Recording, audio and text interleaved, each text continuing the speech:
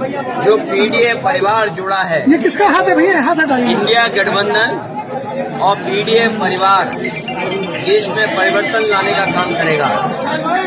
जो लोग 40 या 400 पार की बात कर रहे हैं, ये इंडिया गठबंधन और पीडीए परिवार मिलकर के इन्हें 400 पर हराने का काम करेगा।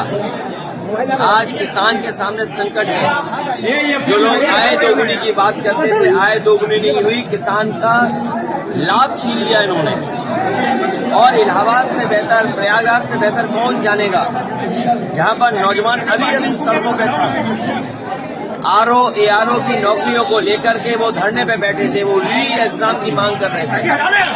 उन्होंने, प्रशासन ने, सरकार ने दबाव बनाया, लेकिन मैं बधाई देता हूं छात्र नौजवानों को जिन्होंने री एग्जाम कराकर ही अपना आंदोलन खत्म किया है। ये कैसी सरकार है जिसमें हर पेपर लीक हो रहा है?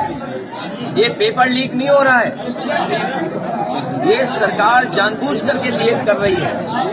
सरकार की नीयत नहीं है नौकरी देने की, नीयत नहीं है नौजवानों का भविष्य बेहतर हो।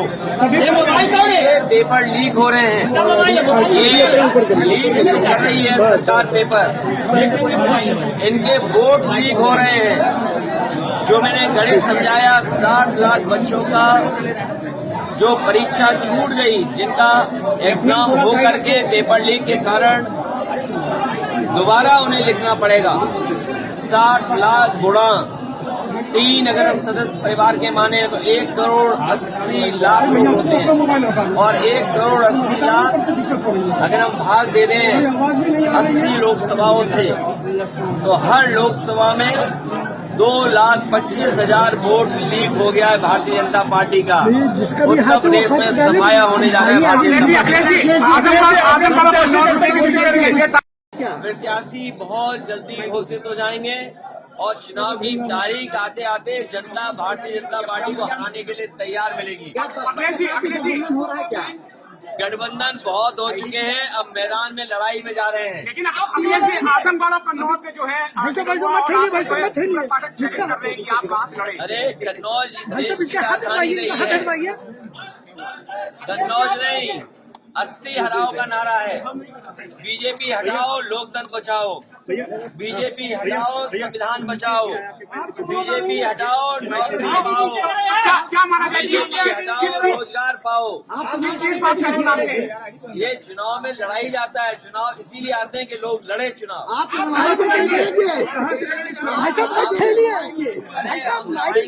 लड़ेंगे भी और सब कुछ करेंगे, आंदोलन को आगे बढ़ाएंगे। अच्छा, आज जो है पूजा पार्टी से मिली है,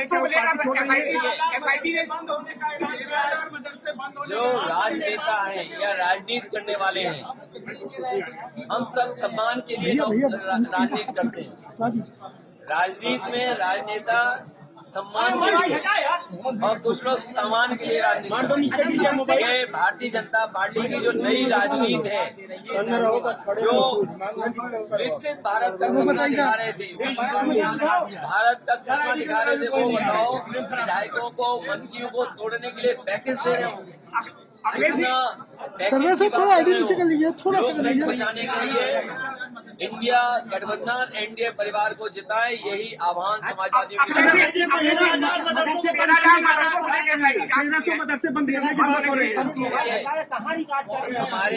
उत्तर प्रदेश के देश में पढ़ाई जाए, मदरसों में पढ़ाई उनके हिसाब से की जाए। मदरसा बोर्ड है, और जिन परिस्थितियों में संस्कृत बोर्ड बना होगा, संस्कृत विद्यालय बने होंगे, ये केवल मदरसे बंद नहीं कर रहे हैं, ये संस्कृत के विद्यालय भी बंद कर रहे हैं। जो सुविधाएं नेताजी ने, समाजवादियों ने संस्कृत के शिक्षकों के लिए, गुरुओं के लिए या संस्कृत की संस्थाओं के लिए दिया था, उसको भी छीन रहे हैं। भारतीय जनता पार्टी केवल एक समाज की दुश्मन नहीं है, ये देश को दुश्मन है, देश की। सोचो, चीन की सीमा पर रिजांगला थी, रिजांगला हमारे जवानों के स्मारक बना हुआ था। चीन ने वो तोड़ दिया कि नहीं तोड़ दिया, भारतीय जनता पार्टी के पास क्या जवाब है? हमारी सीमा सुरक्षित है, उसका कोई जवाब भारतीय जनता पार्टी के पास नहीं है। और जो सुप्रीम कोर्ट मांग रहा है इलेक्टोरल बॉन्ड्स को लेकर के, क्या भारतीय जनता पार्टी पीछे नहीं भाग रही? और आपको ये विचार करना चाहिए, जब सुप्रीम कोर्ट ये कह रहा है कि इलेक्टोरल बॉन्ड लोगों ने दिए उसकी सूची दे दो। अरे आजकल तो पीडीएफ फाइल होती है, एक क्लिक में सब नाम मिलते हैं। ये जो पत्रकार साथी हैं, बताओ एक दिन में कितनी सरकार की न्यूज आपको मिलती होंगी या कितनी लिखने को मिलती हो? सोचो, वही सरकार इलेक्टोरल बॉन्ड किसने दिए हैं वो एक्सेप्ट नहीं कर पा रही है, स्वीकार नहीं कर पा रही है, और कितने महीने का समय मांग रहे? 6 महीने का समय।